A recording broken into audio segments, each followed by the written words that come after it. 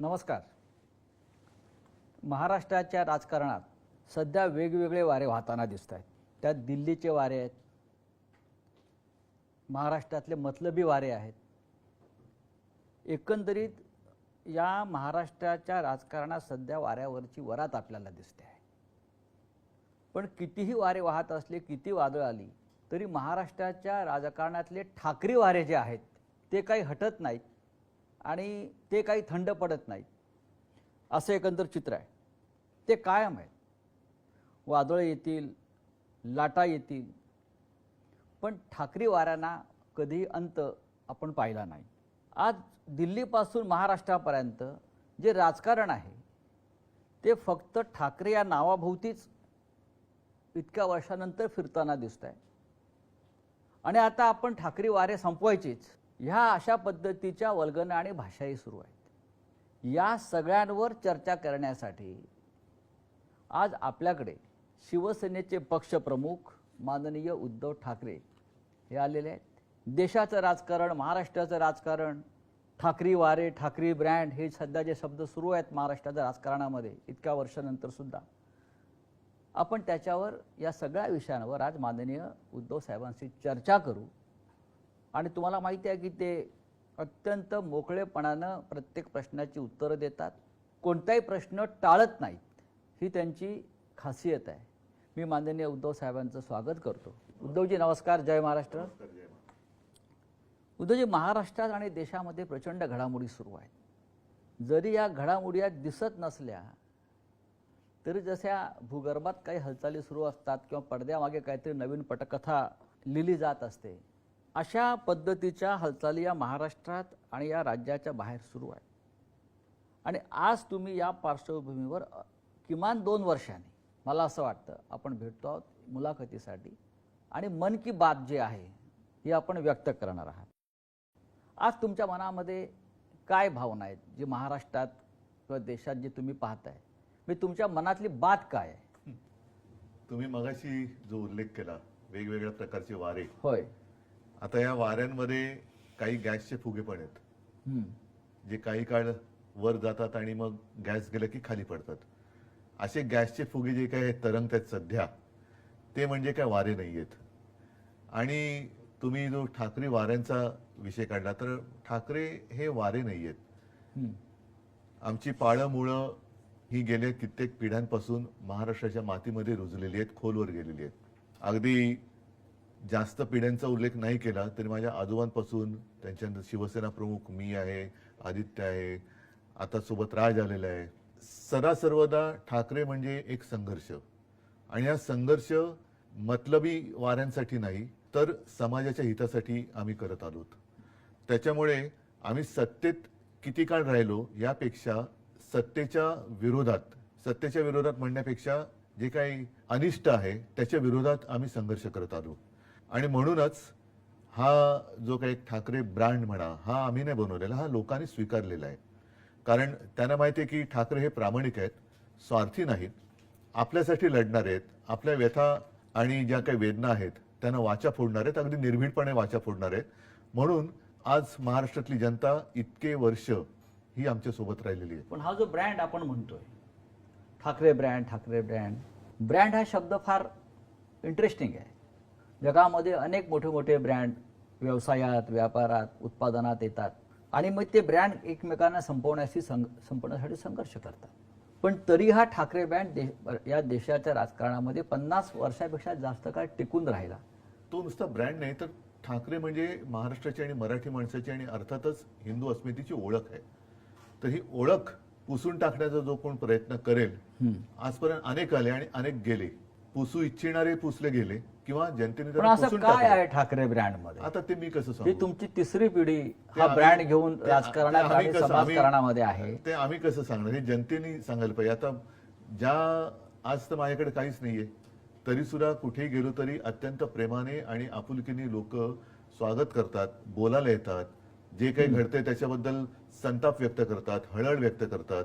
आणि काही झालं तरी आम्ही तुमच्या सोबत आहोत. पण हा ब्रँड संपवण्यासाठी आज दिल्लीपासून काही बँड वाजतायत, महाराष्ट्रापर्यंत अनेक लोक कामाला लागलेले आहेत की आता हा ब्रँड आम्ही संपवणारच. याचं कारण त्यांना आपल्याशिवाय देशात कोणतंच नाव नको आहे. हा म्हणजे लोकशाही हल्ली आहे. स्वतःची तुलना ते देवाबरोबर पण करायला लागलेत. देवा म्हणजे देवा भाऊ की प्रत्यक्ष नाही, देव? जे करतात ते लोकांना माहिती आहे बरं. की ते स्वतःची तुलना देवाबरोबर करायला लागलेत. आता अशा लोकांशी काय आपण त्यांच्याशी काय बोलायचं? हो. ते काळाच्या ओघात येतात, काळाच्या ओघात जातात. म्हणजे जसं पावसाळ्यात गांडूळ येतात आणि तसं काय म्हणा तुम्ही. आपली जी परंपरा आहे त्या परंपरेला जर कोणी मानत नसेल तर ती परंपरा सुद्धा त्यांना मानणार नाही. उद्धव साहेब, आज मगाशी आपण म्हणालात की आज माझ्याकडे काय आहे. बरोबर आहे, आज आपण सत्तेवर नाही आहात. एक कोंडी करण्याचा राजकीय दृष्ट्या आपला प्रयत्न होतो आहे. म्हटलं तर जो ब्रँड आहे ठाकरेंचा शिवसेना, तोही त्या अर्थानं लौकिक अर्थानं आपल्याकडे नाही. आपलं चिन्ह आपल्याकडे नाही. म्हणजेच ज्यांच्याकडे काही नाही आणि जे पोकळ आहेत त्यांना ठाकरे ब्रँडची मदत लागते आहे. हेच ठाकरे ब्रँडचं वैशिष्ट्य आहे. होय. कारण स्वतः पोकळ आहेत, काहीच नाही त्यांच्याकडे, काही निर्माण कधीच केलेलं नाही. त्यांच्याकडनं कधीही कोणताही आदर्श कोणत्याही क्षेत्रात उभा केला गेलाच नाही. भले 100 वर्ष झाली असतील त्यांना किंवा आणखीन काही वर्ष झाली असतील, पण तुम्ही जनतेला किंवा राज्याला दिलं काय, समाजाला दिलं काय? तर काहीच नाही.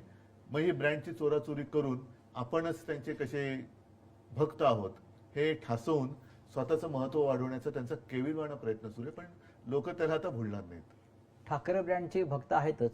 मी ब्रँड या शब्दापेक्षा म्हणजे ठाकरेंचे भक्त आहेतच. हा, पण ते ठाकरे म्हणजे मी नेहमी सांगतो की मी कोणी नेहमी शून्य आहे. उद्धव ठाकरे याला अर्थ नाही, उद्धव बाळासाहेब ठाकरे याला अर्थ आहे. म्हणून तर लोक ते जे काही म्हणजे बाळासाहेब नेहमी सांगायचे की नेहमी लक्षात ठेव की मी स्वतः म्हणजे शून्य आहे. आपल्या पूर्वजांचे आशीर्वाद, त्यांची पुण्य आहे, त्याला कधी विसरू नकोस. आम्ही आहोत ते त्यांच्या पुण्यामुळे आहोत, आम्ही शून्य आहोत. गेले काही दिवस सातत्यानं माझ्या मनात एक प्रश्न असा येतो, जसं मगाशी म्हटलं की पक्ष नाही, चिन्ह नाही, तरी फक्त या ठाकरे या नावावर तुमचा संघर्ष सुरू आहे. ठाकरे ह्या नावावरती नाही, म्हणजे ठाकरे संघर्ष करतायत. ठाकरे संघर्ष करतायत. त्याच्यामुळे आमचं नाव तर कोणी चोरू शकत नाही. पण तो तेही चोरण्याचा प्रयत्न होईल. आणि समजा चिन्ह किंवा इतर काही चोरतील, लोकांचं प्रेम कसं चोरणार? लोकांचा जो आमच्यावर विश्वास आहे तो कसा चोरणार? तो खोक्यातनं नाही ना विकला जात. पण जेव्हा पक्ष चिन्ह जेव्हा चोरलं तेव्हा काही लोकांनी मातोश्रीवरती सुद्धा हक्क सांगण्याचा प्रयत्न केला.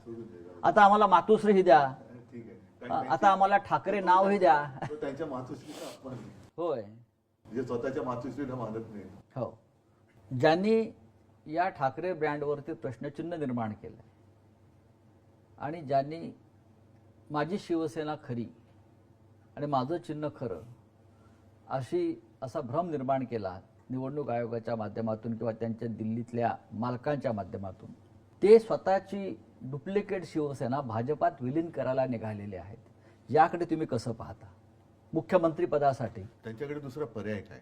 कारण त्यांच्या गुरुपौर्णिमेचं संपूर्ण वर्णन आपण केलं. हो.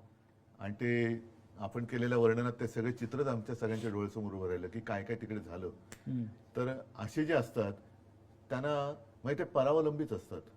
पण ही जी शिवसेना आहे उद्धव साहेब, कुठली जी आमची आपली तीच शिवसेना आहे, नाहीच. पण अमित शहा, निवडणूक आयोग यांनी अधिकृतपणे जी शिवसेना दुसऱ्यांच्या हातात दिली आहे, ते अशा प्रकारे शिवसेना भाजपात कशा प्रकारे विलीन करू शकतात? नाही, शेवटी त्यांना म्हणजे हे शिवसेनेचं अस्तित्व संपवण्याचा प्रयत्न आहे का? हो, पण ते संपवू शकत नाहीत ना. इतके वर्ष होऊनही जनतेला ते माझ्यापासून तोडू शकत नाहीत. हेच तर त्यांचं दुःख आहे. त्याच्यामुळे आता शेवटचा पर्याय तोच आहे की जो त्यांचा पहिला पर्याय होता की जाऊन घालीन लोटांगण वंदीने चरण करायचं. कारण दुसरा पर्यायच नाहीये. किती काही चोराचोरी. बघा, एक गोष्ट सांगतो मी, हे मागे जाहीर सभेत बोललेलं आहे. कदाचित शिवसेनेचं निवडणूक चिन्ह हे निवडणूक आयोग दुसऱ्याला देऊ शकेल किंवा ते गोठवू शकेल. खरं गोठवायला पाहिजे जर असा वाद असेल. पण शिवसेना नाव ते दुसऱ्याला देऊ शकत नाही. तो अधिकारच नाही निवडणूक आयोगाला. कारण ते शिवसेना हे नाव माझ्या आजोबाने आणि माझ्या वडिलांनी दिलेलं आहे. उद्या मी निवडणूक आयुक्ताचं नाव बदलून त्याचं नाव धोंड्या ठेवलं तर अधिकार आहे का? पण मग जर माझं नाव बदललं तर मी त्याला धोंड्याच म्हणणार. तर त्या धोंड्याला हा पक्षाचं नाव बदलण्याचा अधिकार नाहीये. तो चिन्ह तुम्ही काढून घेऊ शकता. जर लोकशाही पद्धतीमध्ये आम्ही काही वेडवाकडं वागलो असेल, ज्याला करप्ट प्रॅक्टिस म्हणतात त्याला, पण संविधानानुसार असेल किंवा इतर काही गोष्टीनुसार असेल, त्याच्यात जर आम्ही चूक केलेली नसेल तर ते आमचं चिन्हही काढू शकत नाही. मतांची टक्केवारी वगैरे हा जे काही असेल ते त्या चिन्हापुरतं आहे. पण नाव नाही देऊ शकत. पण धोंड्याने हे केलं ना. त्या धोंड्याने ते बेकायदेशीर केले. त्या धोंड्याला शिवसेना नाव दुसऱ्याला देताच येत नाही ना, तो त्याच्या अधिकारच्या बाहेरच आहे. पण त्या धोंड्याला शेंदूर फासणारे दिल्लीत बसलेत म्हणून चालतंय.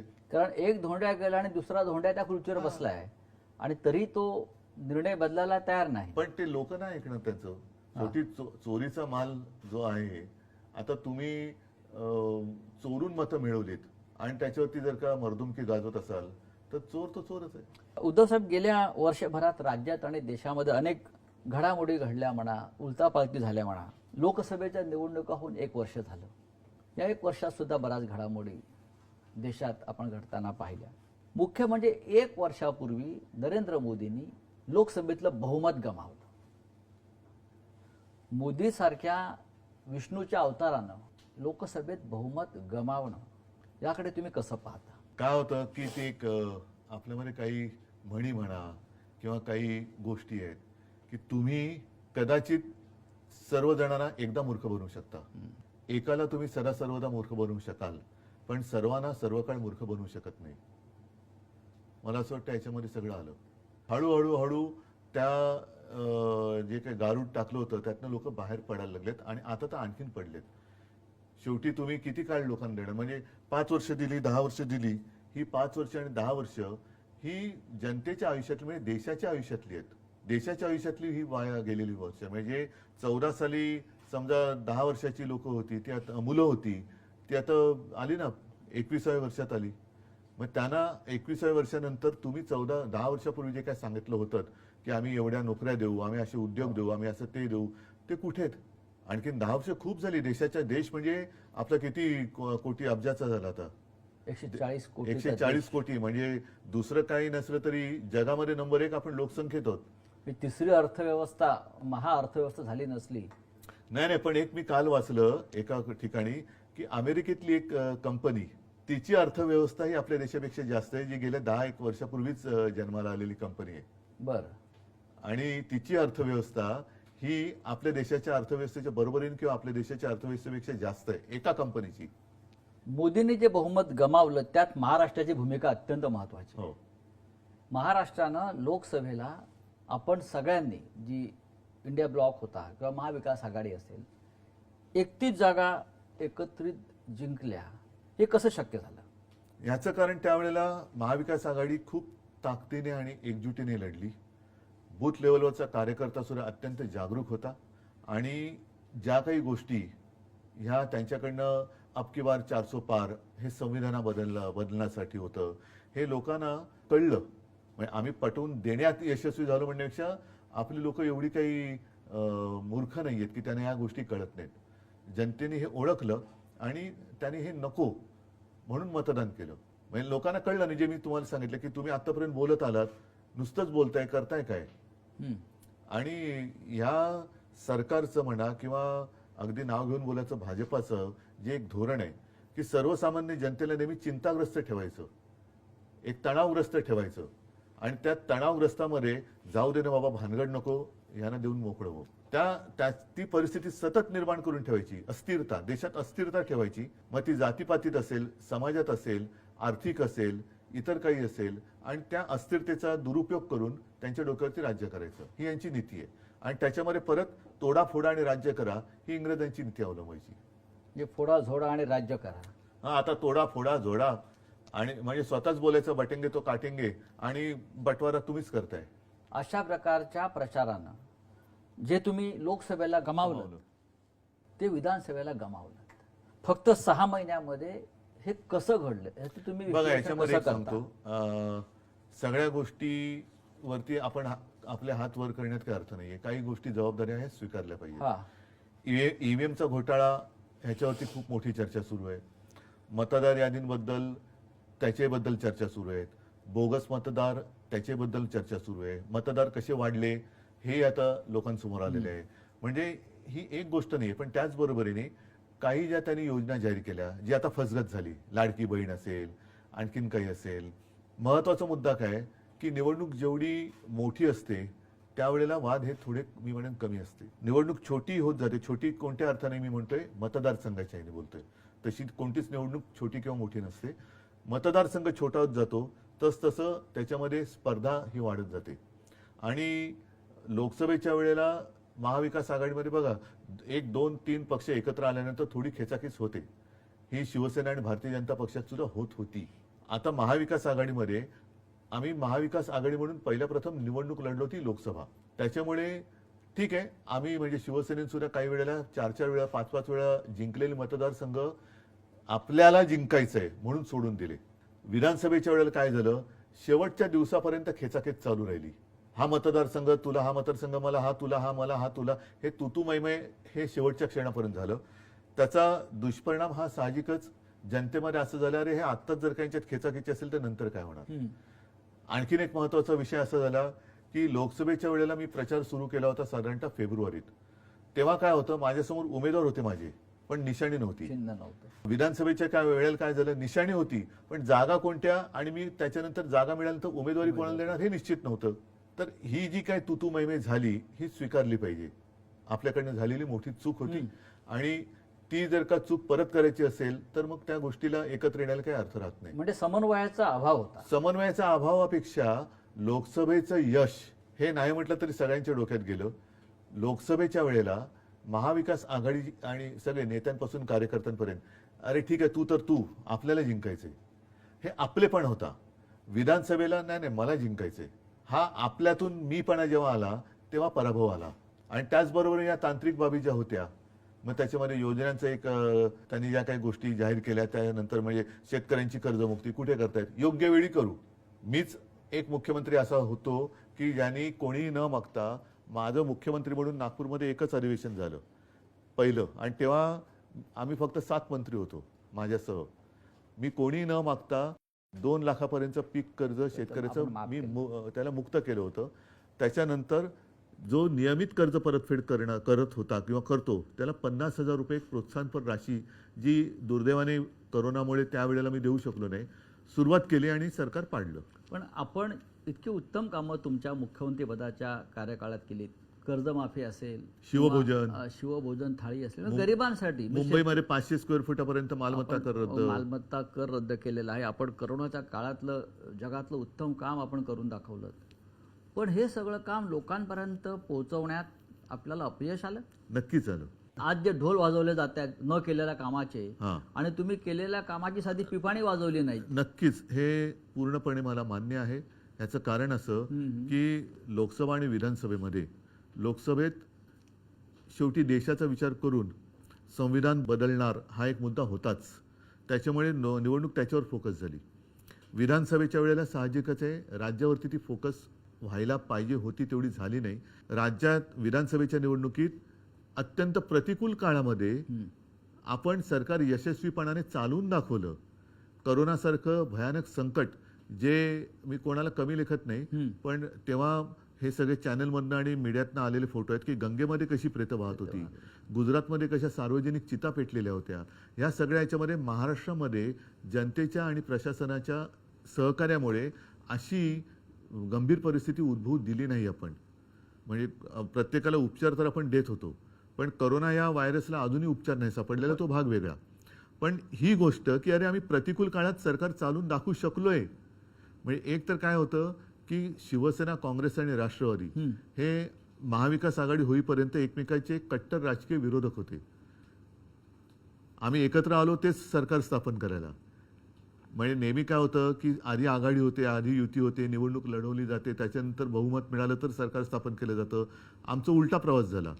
आम्ही आधी सरकार स्थापन केलं आणि मग निवडणुकीला सामोरे गेलो. त्याच्यामुळे आम्ही एकत्र येऊन चांगल्या पद्धतीने सरकार उत्तम चालवलंय ना. तेच ना, एक आदर्श सरकार आपण तेच मी सांगतोय की आम्ही एकत्र येऊन अत्यंत प्रतिकूल काळात, हा शब्द फार महत्वाचा आहे. रेग्युलर याच्यामध्ये ठीक आहे, बाकीच्या याच्यामध्ये सरकार चालवणं हे सुद्धा एक आदर्शपणाने चालवणं हे कठीण काम आहे. पण प्रतिकूल काळात म्हणजे कशाचाही ना केंद्र सरकारचा तसा म्हणावा तसा पाठिंबा होता, ना अर्थव्यवस्थेचं गाडं रुळावरती होतं. त्या काळामध्ये अर्थव्यवस्था जी कोणी सांभाळली असेल ते आपल्या शेतकऱ्यांनी सांभाळली. तर ते आम्ही लोकांसमोर सांगू शकलो नाही. का तुम्ही किती देताय, एवढे आम्ही एवढे देतो, तुम्ही 2100 देताय आम्ही 2500 देतो, 3000 देतो, तुम्ही हे करता आम्ही हे करतो. म्हणजे ती एक विचित्र चढावड झाली आणि त्याच्यात आपण केलेली चांगली कामं ही जनतेसमोर सांगू शकलो नाही हे प्रांजळपणाने मान्यच करायला वाहून पाहिजे. गेले असं वाटत नाही. लोकांपेक्षा या मी म्हणेन पैशाच्या पावसामध्ये पैशाचा पाऊस तर आपला पडलाच. मतदार काही अंशी हे उद्धव सत्य असेल. ठाकरे यांच्या कामाची वाहवा आजही लोक करतात, नाही मी तेच तेव्हाही सांगतो ना. करत होते. नाही, पैशाचा पाऊस पडला आणि त्याच्यात बरीच लोक वाहून गेले, आजही लोक मान्य करतायत. हा, प्रत्यक्ष मी काय बघायला गेलो नाही, परंतु हे आपल्याकडनं जी काय उणीव राहिली ती उणीव मी होय. नक्की स्वीकारली पाहिजे. ती म्हणजे आपण केलेली कामं लोकांना सांगू शकलो नाही. आपण शेतकऱ्यांची कर्जमुक्ती केली, शिवभोजन सुरू केलं, शेतकऱ्यांना हमीभाव दिला होता, बऱ्याच काही काही गोष्टी केल्या, बऱ्याच गोष्टी केल्या. लॉ अँड ऑर्डर मेंटेन होती. अगदी त्यावेळेला पहिल्याच्या ते सीए आणि एनआरसीचं भानगड करून ठेवली होती केंद्राने, त्याच्यात आपण लॉ अँड ऑर्डर मेंटेन केली. बरं, मुख्यमंत्री म्हणून करोनासारख्या संकटात मी ह्यांच्यासारखं बटेंगे तो कटेंगे नाही केलं. मी सगळ्यांना समानतेने वागवलं आणि सगळ्यांना मी सांभाळण्याचा प्रयत्न केला. ज्या ज्या वेळेला आवश्यक होतं त्या त्यावेळेला मी स्वतः काही गोष्टींची जबाबदारी घेऊन लोकांसमोर गेलो फेसबुक लाईव्हच्या माध्यमातून आणि जनतेला सांगितलं. आणि जनतेने नाही ते सोडून द्या, जनतेने मला कुटुंबातला एक मानलं, आपल्या कुटुंबातला एक ज्यांची मी कधी प्रत्यक्ष भेट घेतलेली नाही अशी लोक मला त्यांच्या कुटुंबातला एक व्यक्ती मानतात. हे याच्यासारखं दुसरं समाधान ते कोणतं, भाग्य ते कोणतं? भारतीय जनता पक्षाला स्वबळावर इतक्या जागा मिळतील म्हणजे याच्यामध्ये हे त्यांच्या स्वप्नातही त्यांना वाटलं नसेल. तुम्हाला असं वाटलं होतं का? मला नाही, मी म्हटलं ना, त्यांनाही त्यांच्या स्वप्नात कधी वाटलं नसेल. भाजप सोडा, पण शिंदे गटाला 50च्या वर जागा मिळाला, हा जादूटोणा आहे की काय? कदाचित त्यांनी डायनासोरच कापला असेल. असं कापाकापीतून मतदान होतं असं त्यांना वाटतं. पण कारण अचानक 50च्या वर जागा अशा पक्षाला मिळाव्यात. पहिली गोष्ट एक सांगतो, ह्या जादूटोणा वगैरे या विषयावरती माझा तर काही विश्वास नाही. म्हणजे या भाकड कथा आहेत सध्याच्या आहे, पण त्यातून एकच आहे की त्यांची मानसिकता कळते की दुसऱ्याचं वाईट व्हावं हे त्यांच्या कृत्यातून कळतं. म्हणजे ते रेडा कापला असेल त्यांनी तर त्या रेड्याचा जीव नाहक गेला, त्याच्यामुळे काय घडतंय असा माझा अजिबात विश्वास नाही. पण त्यांच्या कृतीतून त्यांच्या मनातलं जे काळं बेरं आहे ना ते लोकांसमोर येतं. म्हणून त्याला काळी विद्या म्हणतात, कारण त्यांच्या मनातलं जे काळेपण आहे ते लोकांसमोर येतं. पण माझा या भाकड कथेवरती विश्वास नाही. जे निकाल लागले महाराष्ट्रामध्ये, राहुल गांधी म्हणतात, राहुल गांधी एक महत्त्वाचे नेते आहेत, लोकसभेतले विरोधी पक्ष नेते आहेत. ते अनेकदा एखाद्या विषयामध्ये चांगला अभ्यास करून बोलतात आणि पुराव्यासह बोलतात. राहुल गांधींना महाराष्ट्रातल्या विधानसभेचे निकाल हे संशयास्पद वाटत आहेत आणि त्याच्यावर ते देशात आणि देशाबाहेर सुद्धा महाराष्ट्राच्या निकालावर बोलतात की हे संशयास्पद निकाल आहे. एक गोष्ट लक्षात घेण्यासारखी आहे हां की महाराष्ट्र विधानसभेचे निकाल लागल्यानंतर एवढं बहुमत मिळालं, 5वी हो हो जल्लोष कुठे झाला?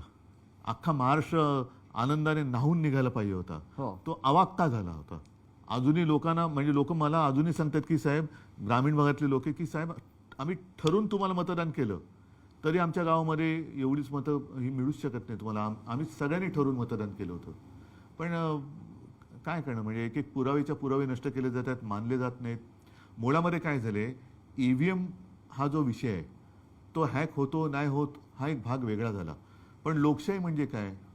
लोकशाहीमध्ये जर RTI मध्ये मी तुमची माहिती काढू शकतो तर मला माझी पूर्ण माहिती मिळाली पाहिजे ना. होय. पूर्वी जे बॅलेट पेपर होते त्याच्यात मी मतदान कोणाला केलंय, माझं मत कुठे जातंय हे शेवटपर्यंत मला कळत होतं. म्हणजे मी ती बॅलेट पेपरवरती मी मतदान केले, आपणही केलं असणार. उमेदवाराचं नाव यायचं, समोर निशाणी यायची आणि त्या निशाणीवर शिक्का मारल्यावरती तो फोल्ड असा व्हायचा की समजा जर का ती शाई ओली असेल आणि उमटली तर ती उमेदवाराच्या नावावरती, त्याच उमेदवाराच्या नावावरती उमटू शकेल. आणि मला कळायचं की माझं मतदान, मी समजा संजय राऊत तर संजय राऊतनं मतदान केलेलं आहे. आता काय होतंय, मी बटन दाबतो, मशालीचा दिवा पेटतोय, आवाज येतोय, आतमध्ये रिसीट दिसते. आता त्या रिसीटबद्दल सुद्धा लोकांचं म्हणणं आहे की अनेकदा ती पडते नाही पडत हा भाग वेगळा, पण ती रिसीट खाली पडते, माझं वेगळी आणखीन तिसऱ्या ठिकाणी रजिस्टर होते, ते कुठे होते मला कळत नाहीये. दिवा पेटतोय, आवाज येतोय, रिसीट दिसते ती, पण आत मत जे मोजलं जातं ती रिसीट नाही मोजली जाते. जर का त्याच्यावरती ऑब्जेक्शन घेतलं तर ज्याला आपण सिम्बॉलिक म्हणतो अशा काही मोजक्या रिसीट मोजल्या जातात, पण अन्यथा त्या मोजल्या जात नाहीत. व्हीव्हीपॅटवरचं जे काय आहे ते मोजलं जात नाही. त्याच्यामुळे आत मत रजिस्टर कुठे झाले हे माझा कळण्याचा अधिकार तुम्ही हिरावून घेतले. तुम्हाला अजूनही वाटतं की मतदान हे मतपत्रिकेवरच व्हायला पाहिजे? नक्कीच व्हायला पाहिजे. तुम्ही शेवटी एक आहे की का ईव्हीएम का आणलं? वेळ जातो म्हणून. वेळ जातो. मग वेळ मतमोजणीत लागत असेल तर एक एक महिना निवडणूक प्रक्रिया चालते, तो वेळ का नाही धरत त्याच्यात? माझ्याकडे जर 1 तारखेला मतदान झालं महाराष्ट्रात आणि दुसरीकडे बिहारमध्ये वगैरे 30 मेला मतदान होत असेल तर मधला वेळ माझा गेलाच ना. मग फरक काय पडतो? 30 तारखेनंतर 4 दिवस तुम्ही मतमोजणीत लावले तर काय असं मोठं आव्हाड कोसळते? आणि अनेक म्हणजे अगदी मला वाटतं अमेरिकेत वगैरे सुद्धा अजूनही बऱ्याच ठिकाणी बॅलेट पेपर आहे. सर्वत्र UK मध्ये, ब्रिटनमध्ये पण बॅलेट पेपर आहे. मग ते काय आपल्यापेक्षा मागास देश आहेत? जर तुम्हाला वेळ वाचवण्यासाठी हे करत असाल आणि स्वतः मोदींचं भाषण आहे त्यावेळेला बॅलेट पेपरच्या विरोधात, सगळ्यांत भारतीय आपलं जनता पक्षानं EVM च्या विरोध विरोधात, केलेला आहे. EVM च्या विरोधात. हो, देशाचे सरन्यायाधीश भूषण गवई यांच्या आईनंही आईने मागणी पण- केली आहे. हो, मग म्हणजे देशाचे सरन्यायाधीश असलेल्या गवईंच्या आईनंही, ताईंनी सांगितलेलं आहे की निवडणुका या बॅलेट पेपरवरच व्हायला पाहिजे. मग तसंच आहे ते. आणि मग काय व्हायचं ते होऊ दे ना. मग त्याच्यानंतर तुम्ही जिंकलात आणि तुम्हाला 288 पैकी 500 जागा मिळाल तरी मग आम्ही कोणी काय बोलू शकतो? याच्यात एक महत्त्वाचा फॅक्टर जो राहुल गांधी सांगतात, 60 लाख अचानक वाढलेलं मतदान संध्याकाळी 5 नंतर आणि मतदार यादीतला झालेला ठरवून केलेला घोळ, नावं कापणं. आता बिहारमध्ये काय घडत हो, होतं तेच आहे ते. की तुम्ही तुमची आयडेंटिटी महाराष्ट्रामध्ये सुद्धा निवडणूक प्रक्रियेच्या आधी नाही, आता जरा बिहारमध्ये ज्याला आता कोर्टाने मला वाटतं स्थगिती दिली आहे. ते काय होतं नीट सांगा? मतदारांनी स्वतःची ओळख पटवून द्यायची. म्हणजेच तुम्ही एनआरसी आणलात. हो, म्हणजेच एनआरसी आणलात ना. मी इतके वर्ष राहतोय, माझ्याकडे मग आधार कार्ड हे काय? हा मोठा आधार, फ्रॉड आहे. रेशन कार्ड, आधार कार्ड हा फ्रॉड आहे. आधार कार्डचं प्रिंटिंग आणि जे काय सगळं केलं जाते हा फ्रॉड आहे. जर ते तुम्ही धरणार नसाल तर तो फ्रॉड आहे. मग ते पण कॉन्ट्रॅक्टर कोण आहेत, काय आहेत, मग हे आधार कार्डची हे आणली कोणी? मग आधार कार्ड फ्रॉड आहे का जाहीर करा. आणि आयडेंटिटी म्हणजे काय देणार तुम्ही? आणखीन काय? म्हणजे हा एनआरसी तुम्ही आणलात आहे ना. एनआरसीच आणलात आणि तो आपल्या सगळ्या हिंदूंना पण लागू झाला. त्याच्यामध्ये आता 1 नेशन 1 इलेक्शन लादलं जात आहे. ह्यांची संपूर्ण वाटचाली एकाधिकारशाहीकडे चाललेली आहे, हुकुमशाहीकडे चाललेली आहे. सगळं पहिलं आम्हालाही गोंडस वाटलं होतं कारण तेव्हा काश्मीरमध्ये काय त्याला वेगळे पंतप्रधान वगैरे असे ते एक शब्द होता. त्याच्यामुळे आम्ही सुद्धा त्या एका बहकाव्यात आलो. काश्मीरमध्ये 370 कलम काढलं पाहिजे याच्यावरती त्याही वेळेला ठाम होतो, आम्ही पाठिंबा दिला आणि आजही मी ठाम आहे. त्याच्याबद्दल दुमत नाहीये, त्याच्याबद्दल दुमत नाही. पण एक निशाण, एक विधान आणि एक प्रधान. आता 1 नेशन 1 इलेक्शन, मग त्याच्यानंतर 1 नेशन 1 लँग्वेज पण करतील. मग त्याच्यानंतर म्हणजे सगळं काही. बरं, नड्डा बोललेत की देशात एकच पक्ष राहणार, म्हणजे 1 ही पार्टी एकाधिकारशाही चाललेली आहे. 1 पार्टी 1 इलेक्शन. 1 पार्टी मग नो इलेक्शन होईल. No election. उद्धव साहेब, देशाच्या राजकारणात किंवा आपण महाराष्ट्र बघू, सत्ता आणि पैशाचा अतिरेकी वापर म्हणजे ज्याला टेररिझम सुरू आहे, सत्ता आणि पैशाचा. आणि त्या टेररिझममुळे ज्यांना तुम्ही घडवलं, ज्यांना तुम्ही निवडून आणलं, ज्यांना तुम्ही प्रतिष्ठा आम्ही घडवायचं काम केलं, बिघडवण्याचं काम कोणी केलं ते बघा. होय. आधी आमदार खासदार यांना फोडण्याचा प्रयत्न झाला. काँग्रेसचे असतील, राष्ट्रवादी काँग्रेसचे असतील, तुमचे असतील, देशातल्या इतर पक्षाचे असतील. आणि आता पुन्हा एकदा. पण मी काय म्हणतो, हा. मग तुम्ही निवडणुकीचा घाट म्हणजे कशासाठी प्रचार करताय? असंच जर करायचं असेल तर सरळ निवडून आलेले फोडून राज्य स्थापन करा ना. प्रचाराला जाऊच नका. हे सगळं पाहिल्यावर तुम्हाला तुमची लोक जेव्हा निघून जात आहेत, कालपर्यंत माझ्याबरोबर होता, माझ्या बैठकीला होता, कालपर्यंत माझा जय जयकार करत होता, शिवसेना जिंदाबाद म्हणत होता, बाळासाहेब ठाकरे जिंदाबाद म्हणत होता, उद्धव ठाकरे जिंदाबाद म्हणत होता, ते 24 तासात त्यांचं मतपरिवर्तन होतं आणि ते निघून जातात, बळी पडतात मोहाला. हे पाहिल्यावर तुम्हाला राजकारणाचा उबग येतो का? राजकारणाचा उबग, हे जे काय चाललंय या परिस्थितीचा, राजकारणाचा येण्यापेक्षा राजकारण्यांचा येतो. कारण हे राजकारण नाही, हे राजकारण नाही मी म्हणू शकत. हे जसं बाळासाहेब म्हणायचे की गजकरण आहे, ही सत्तेची खाज याने एवढी सुटते की जेवढं खाजवाल तेवढं कमी. त्याच्यामुळे हे राजकारण नाही, हे गजकरण आहे. आणि त्यांना सत्ता मिळाली ना, केंद्रात मिळाली, राज्यात मिळाली, तरी तुम्ही अगदी तुमच्या सोसायटीची सुद्धा निवडणूक असली तरी माझाच माणूस पाहिजे, दूध संघ असलं तरी माझाच पाहिजे, अमुक सुद्धा माझंच पाहिजे. हे गजकरण आहे. तुम्ही जे त्यानं झाले सत्तेचं गजकरण म्हणा पाहिजे, राजकारण नाहीये. तुम्ही कॅमेरा हातात घेऊन जंगलात जाता आणि प्राण्यांचे फोटो काढता. हल्ली नाही जात. ज्यांना आपण जंगली जनावर म्हणतो, हिंस्त्र आणि जंगली याच्यात फरक आहे. पण त्यापेक्षा राजकारणात लोक अधिक जंगली आणि राजकारणात हिंस्र झालेले आहेत. नाही. म्हणून मी म्हटलं ना, जंगली प्राणी म्हणजे हिंस्र नाही. हिंस्र हे राजकारणी हा असतात, हा जंगली प्राणी नाही. हा हा जंगलात कारण नसताना कोणी कोणावरती हल्ला नाही करत. हम्म. अगदी वाघ, सिंह वगैरे त्यांना भूक लागल्याशिवाय ते शिकार करत नाहीत, कारण तो शेवटी निसर्ग नियम आहे. होय. अदरवाईज ते पण भाजीपाला खाऊन जगत असते, जसं हत्ती खातो किंवा इतर सुद्धा व्हेजिटेरियन प्राणी आहेत. पण वाघाचं जर ती हेच तशी असेल तर तो पुरतीच शिकार करतो. उगाच असं प्राणी मारून तो फ्रीजमध्ये ठेवत नाही.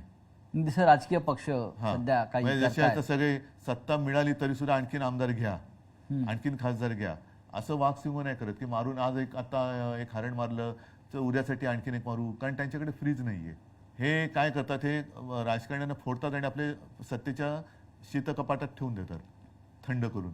हे जे आउट गोईंग सुरू आहे मोठ्या प्रमाणात, त्याला उपाय काय? काही वेळेला साचलेल्या डबक्याला थोडंसं एक आउटलेट द्यावं लागतं आणि नवीन झरा यावा लागतो. ज्या गोष्टी आपण थोडंसं, मी असं म्हणेन की एखाद्या वेळेला भावनेच्या भरात किंवा प्रेमामुळे आपण करत नाही आणि कळतं हा माणूस अयोग्य आहे, पण काय करणार, तो स्वतःहून जातो आणि त्याची जागा नवीन दुसरा माणूस घेतो. तेव्हा बरं वाटतं की अरे साले बला गेली एक. शिवसेना हा एक विचार होता आणि आहे जो माननीय बाळासाहेब ठाकरे नाही, आत्ता जे आमच्यातनं गेले ते तिकडे जाऊन काय काय दिवे लावतात तुम्ही बघताय. होय त्याच्यामुळे असे हे दिवटे गेलेले बरे ना. होय. आता ते जिकडे गेले तिकडे काय प्रकाश पडतात तो कळतोय तुम्हाला. काय लोहचुंबकाचा असर कमी झालाय का? लोक जे चिटकून राहायचे पक्ष म्हणून, विचार म्हणून, ज्याला शिवसेना एक लोहचुंबक आहे असं साहेब अनेकदा म्हटलेलं नाही, आहे. पण त्याच्यामध्ये तुम्ही जर बघाल तर सर्वसामान्य जनता आणि साधा कार्यकर्ता, ज्याला बिचारा कधी तो काही मागण्यासाठी माझ्याकडे आलाच नाही ना, शिवसेना प्रमुखांकडे आला होता, त्यांच्या पिढ्यानपिढ्या आज सुद्धा शिवसेनेसोबत आहे. कोण गेलं, ज्यांना काही ओळख नव्हती आणि ज्यांना मोठं केलं ती लोक काही गेली, पण ज्यांनी मोठं केलं ती लोक अजूनही माझ्यासोबत आहेत. आणि तीच खरी शक्ती आहे आणि तीच खरी यांची पोटदुखी आहे की अरे हे अजून संपत कसं नाही. मग ही पोटदुखी अनेकदा अशा पद्धतीनं बाहेर येते. जसं गिरीश महाजनसारखे मंत्री आहेत भाजपचे, ते सातत्यानं त्यांचं एक वक्तव्य असतं की मी शिवसेना जमीनदोस्त करेन. शिवसेना जमिनीचा दोस्तच आहे, हा, म्हणून तर शिवसेना तुम्ही संपू शकत नाहीत. कारण आमचे पाय जमिनीवरती आहेत आणि मुळे जमिनीच्या खाली गेलेत, त्याच्यामुळे आम्ही जमिनीचे दोस्तच आहोत. हा, तुम्ही जमिनीचे शत्रू आहात, म्हणून तुम्ही मुंबईसह सगळी जमीन ही तुमच्या मित्राच्या घशात घालताय. तुम्ही जमीन शत्रू आहात, आम्ही जमीन दोस्ती करणारे दोस्त आहोत. मिंदे म्हणतात दाढीवाले, मी फक्त अर्ध्या दाढीवरून हात फिरवला, तेवढे राहिले नशीब समजा. पूर्ण दाढीवरून हात फिरवला तर काय होईल, कोणा त्यांचं असं ते म्हणतात. म्हणजे आपल्याला आव्हान आहे त्यांचं. जाऊ दे हो. आणि बघा, अर्धा दाढीत इतकी ताकद कोणी निर्माण केली आहे? नाही, मुळामध्ये आता त्यांनी जास्त बोलू नये, आणि लोक त्यांची बिनपाण्याने करतील. राहिले अर्धी ती पण काढतील. उद्धवजी, महाराष्ट्रामध्ये अनेक प्रश्न आहेत आणि त्याच्यात हे दाढीचं काय नाही उपयोग करत. हो, प्रश्नांचा डोंगर उभा आहे. आपण स्वतः आजही माजी मुख्यमंत्री आहात, हे राज्य आपण सांभाळलेलं आहे. आपण सभागृहात सुद्धा जाता आजही, पण हल्ली मी बोलत नाही सभागृहात जास्त. आपण का बोलत नाही हा अनेकांना प्रश्न पडला. कारण बोलून काय उपयोग नाही. आपण सभागृहाचे एक सन्माननीय सदस्य आहात, बोलून काय होत नाही. लोकप्रतिनिधी म्हणून आपण अजूनही काम करताय. बरोबर आहे. आणि काल सुद्धा मी निघाल्यावरती मला विचारलं, अरे आम्हाला वाटलं तुम्ही बोलणार. म्हटलं हा. बोलून उपयोग काय. कारण कालचं सुद्धा जे एक बिल आणलं जनसुरक्षा, त्याच्यावरती चर्चा झाल्यानंतर त्यातनं काही घेतलं का, तुम्ही घेणार आहात का, घेण्याची तयारी आहे का, तर मी बोलतो. कारण सर्व काही तुम्ही शेवटी 5वी बहुमताच्या आधारावरती रेटूनच नेणार असाल तर बोलून तरी काय उपयोग आहे. मग मी बाहेर बोलतो ते चांगलं आहे ना. तुम्हाला हे जे ज्या बिलाचा आपण उल्लेख केला, जनसुरक्षा बिल, या बिलाचे तुम्हाला काय धोके वाटतात? कारण सरकारचं म्हणणं आहे की आम्ही हे जनतेच्या, राज्याच्या, राष्ट्राच्या सुरक्षेसाठी आणलेलं हे एक विधेयक आहे. बरं, हे बिल जर का आणलं, म्हणजे आता त्यांनी काल मंजूर केलं, बघू पुढे काय होते. महिलांवरचे अत्याचार थांबणार आहेत का? चोऱ्या माऱ्या, खून, दरोडे थांबणार आहेत का? लूटमार जी चालू आहे ती थांबणार आहे का? अगदी मध्ये आलो तर समृद्धी महामार्गावरती लूटमार चालले, इकडे लूटमार चालले. तसं नाही आहे हे. मी बिल वाचलं आणि काल मी बोललो, त्याची सुरुवात फक्त त्यांनी सांगितले कडव्या डाव्या विचारसरणीची. आता कडवा डावा म्हणजे काय? मुळामध्ये डावी विचारसरणी म्हणजे काय, उजवी विचारसरणी म्हणजे काय? आपल्याकडे काय झालेलं आहे की सर्वसाधारणतः डावी विचारसरणी म्हणजे त्याच्यात जर पण वाचलं तर सामाजिक न्याय, व्यक्ती स्वातंत्र्य, भाषण स्वातंत्र्य, समानता ह्या गोष्टी त्याच्यात उल्लेखलेल्या आहेत. उजव्या विचारसरणीमध्ये धर्माधिष्ठितता, त्याच्यानंतर भांडवलशाही, म्हणजे डाव्या विचारसरणीत काही गोष्टी चांगल्या आहेत, उजव्यामध्ये काही वाईट आहेत. आता आपण वाईट सोडून द्यायला पाहिजे आणि चांगलं घ्यायला पाहिजे. तुम्ही कडवी डावी मग कडवी उजवी नाही आहे का? जर का उजवी विचारसरणी ही धर्मावरती आधारित असेल तर काल तुम्ही पत्रकारांसमोर बोलताना जो विषय बोललो की पेहलगाममधल्या अतिरेक्यांनी धर्म विचारून गोळ्या घातल्या, मग ते कडव्या उजव्या विचारसरणीचे म्हणून त्यांना तुम्ही सोडून देणार आहात का? तर असं करण्यापेक्षा तुम्ही दहशतवाद, दहशतवादी, देशविघातक, देश विघटनकारी या शक्तींविरोधी आतापर्यंत आपण लढत आलेलो आहोत.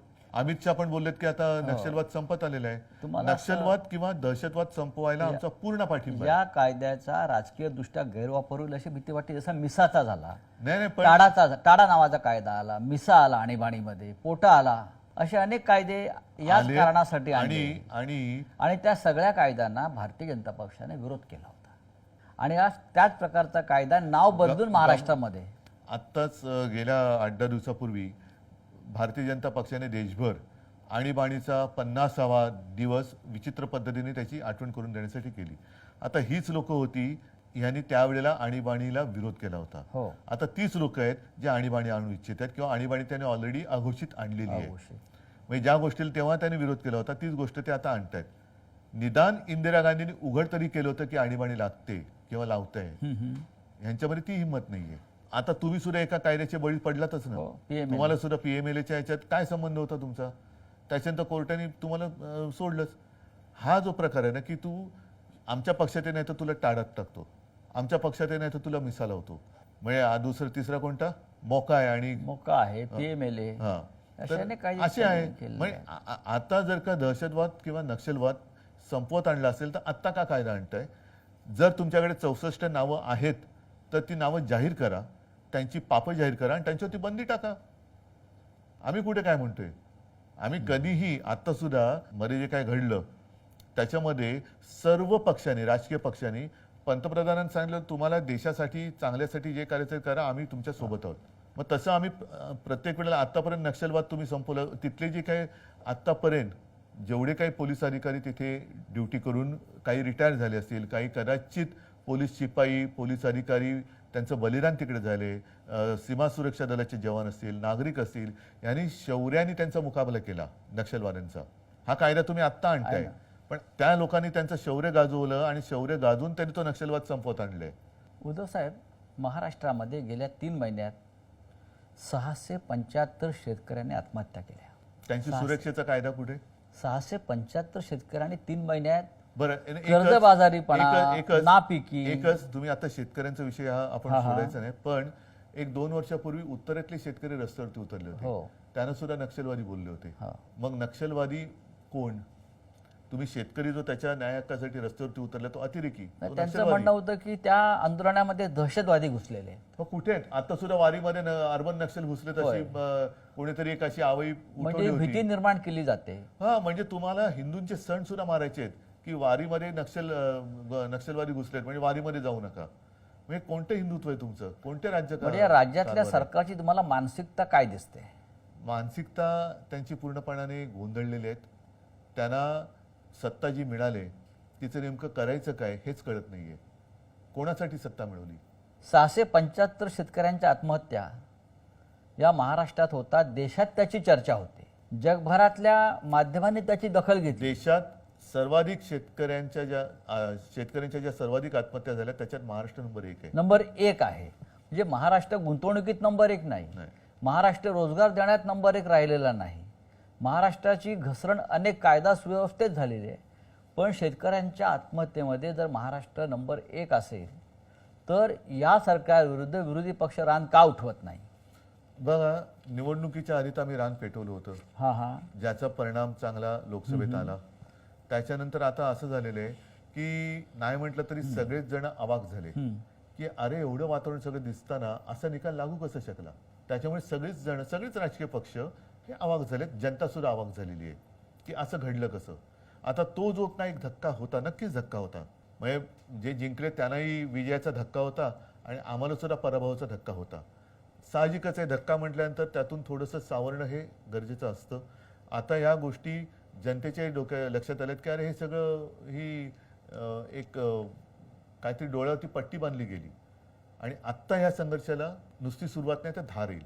कारण शक्तीपीठ महामार्ग आहे, कोणासाठी करताय? राज्याकडे पैसे नाही, लाडक्या बहिणींना द्यायला पैसे नाही, इथून आदिवासींचे पैसे तिकडे वळवा, ह्यांचे पैसे तिकडे वळवा. मुंबई महानगरपालिका आता त्याच्या तिजोरीवरती यांनी डल्ला मारलाय, 2.5 लाख कोटीचं देणं करून ठेवलेलं आहे. म्हणजे इकडे पैसा नाही आणि तिकडे कॉन्ट्रॅक्टरची धन करण्यासाठी तुम्ही कॉन्ट्रॅक्ट काढतायत. शेतकऱ्यांची शेती म्हणजे आत्महत्या करणाऱ्या शेतकऱ्याला पैसे द्यायला यांच्याकडे पैसे नाहीत, पण शेतीतनं जाणारा रस्ता करणाऱ्या कॉन्ट्रॅक्टरला देण्यासाठी यांच्याकडे पैसे आहेत. म्हणजे ठेकेदारांसाठी चालवलेलं हे राज्य आहे. ठेकेदारांचं सरकार आहे. प्रचंड भ्रष्टाचार तुम्हाला दिसतोय. खड्डे पडतात रस्त्यावरती, पूल पडतायत.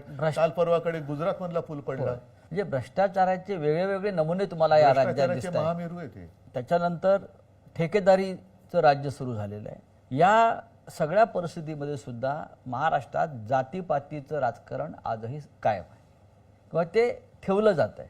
महाराष्ट्र जातीत फाडला जावा आणि त्यानंतर ही फोडाफोडी करून आपलं राज्य कायम ठेवावं, ही भूमिका या राज्यकर्त्यांची आहे. दुसरं करू काय शकतात ते? मी जे बोललो ना की लोकांच्या घराच्या होळ्या पेटवायच्या आणि त्याच्यावरती आपल्या पोळ्या भाजायच्या. मग ते कधी हिंदू मुस्लिम कर, मग हिंदूंमध्ये मराठेतर कर, मराठी माणसामध्ये पुन्हा मराठी अमराठी कर, पुन्हा त्याच्यामध्ये म्हणून जे बाळासाहेबांचं वाक्य आहे, मराठेतर, ब्राह्मणेतर, 96 कुळी 92 कुळी, स्पृश्य अस्पृश्य, घाटी कोकणी, हे सर्व भेदाभेद गाडून मराठी माणसाची भक्कम एकजूट बांधा. आता तीच एकजूट ही यांच्या मुळावर येते म्हणून आता त्याच्यात तोडफोड करतायत. पण मराठा समाज रस्त्यावरती उतरला, त्यालाही सरकारनं थंड केलं सगळ्यांना. त्यांच्या मागण्या आता फार ऐकल्या जात नाहीत. ओबीसीना त्यांच्या विरुद्ध उभं केलं, त्यांच्याही मागण्या अद्याप मान्य झालेल्या नाहीत. मग ह्या सगळ्याचं शेवटी समाजात ही भेदाभेदी करून राजकारण करायचं, निवडणुका लढायच्या आणि निवडणुका आल्यावरती सगळ्यांना विसरायचं, हे कुठपर्यंत चालणार? हे खरं थोडं विस्ताराने बोलण्याची गरज आहे. छत्रपती शिवाजी महाराजांचे 12 किल्ले, ऐतिहासिक 12 किल्ले युनेस्कोच्या जागतिक वारसा यादीमध्ये आले. याकडे तुम्ही कसं पाहता? नक्कीच अभिमानाची गोष्ट आहे आणि त्यासाठी साहजिकच आहे आपलंही सरकार काम करत होतं. मी त्याच्यात कोणाचाही कमीपणा देत नाहीये. सगळ्यांनी प्रयत्न केले आणि केलेच पाहिजेत. मात्र युनेस्कोने त्या यादीत घेतल्यानंतर, तिकडे गेल्यानंतर मात्र त्या किल्ल्यांची दुरावस्था लोकांना दिसता कामा नये. तिकडे चांगलं आपण काम केलं गेलं पाहिजे. मग एक चांगलं आल्यानंतर महाराष्ट्रात काय बघा, किंवा ते बघण्यासाठी सरकार काही करू दे, निदान त्यावेळेचं शिवशाही कशी होती आणि कसा आमचा राजा होता, कसा आमचा देव होता, त्यांनी कसं राज्य केलं, कोणत्या प्रतिकूल काळामध्ये त्यांनी लढा दिला आणि हे गड किल्ले कसे बांधले, त्याचा उपयोग कसा करून घेतला. आपण स्वतः त्याचा अभ्यास केला, म्हणूनच मी आपण स्वतः त्याचं सांगतोय. छायाचित्रण म्हणजे भूगोल केलं. आणि इतिहास यांचा सुंदर मिलाफ त्याच्यामध्ये, सुंदर मिलाफ आहे त्याच्यामध्ये. हे सगळे जे किल्ले आहेत, असं चढून जायचं म्हटलं तर आज सुद्धा आपण जाऊ शकणार नाही. त्यावेळेला मावळे, छत्रपती शिवाजी महाराज, अगदी जिजामाता सुद्धा कशा काय वरती येत जात असतील. आणि त्याच्यानंतर तिकडनं हे राज्य, आता तेव्हा मोबाईल नव्हते, आता सोशल मीडिया, व्हॉट्सअप ग्रुप वगैरे सगळं पटापट ते जातं सगळीकडे. तेव्हा ना मोबाईल, ना दिवे, ना फोन, ना काही, तरी त्या अशा दुर्गम भागातनं राज्य स्थापन करणं आणि ते चालवणं ही एक अनाकलनीय गोष्ट आहे, जी आजपर्यंत आपल्याला कधी कळली नाही आणि आपल्याला कधी ती साधली पण जाणार नाही. का आपण आपला इतिहास विसरत चाललेलो आहोत? इतिहास विसरण्या, इतिहासाचं राजकारण चाललंय. इतिहासाचं नको त्या, म्हणजे इतिहासातल्या नको त्या गोष्टी ज्या आता पुसायला लागलेत ही लोक. नव्याने इतिहास लिहिला जाईल की काय अशी भीती वाटायला लागले. आणि माझ्या खेरीस या देशात कोण जन्मालाच आला नाही असंच एक चित्र निर्माण करण्याची परिस्थिती निर्माण झालेली आहे. उद्धवजी धन्यवाद. पहिल्या भागामध्ये आपण अनेक महत्त्वाच्या प्रश्नांना मोकळेपणानं उत्तरं दिली. थोडं थांबूया आणि आपण दुसऱ्या भागाकडे वळूया. Yes. नमस्कार.